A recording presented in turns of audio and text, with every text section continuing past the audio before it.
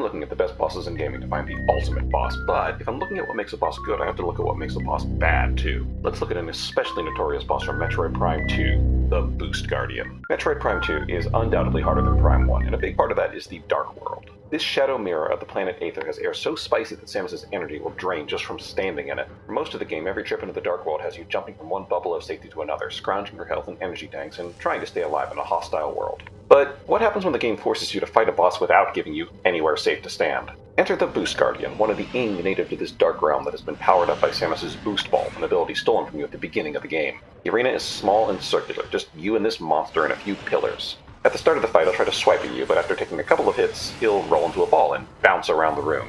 At this point, you can either jump to avoid him or roll into a ball yourself and try to dodge, which never works for me. Once he stops rolling, he will dissolve into a puddle of goo that only takes damage from morph ball bombs. You need to hit him several times to force him out of his ball form so you can actually attack him.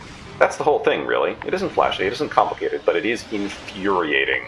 By this point in the game, you have the Dark Suit, which makes the Dark World safer. Not safe, but a little safer. Hopefully, a few energy tanks. But this is the first time you're forced to fight a boss without a bubble of safety. Every hit brings you closer to death. It makes the whole thing feel frantic. Your window to actually do damage is so small, he's completely invulnerable while he boosts around, and that just leaves you sitting there with your health draining, or taking hits. The pillars do contain recovery items, and the game will throw in smaller enemies to give you extra health, but they can also hurt you. It's a maddening fight where you're trying to scrounge enough health to stay alive and still hurt this thing.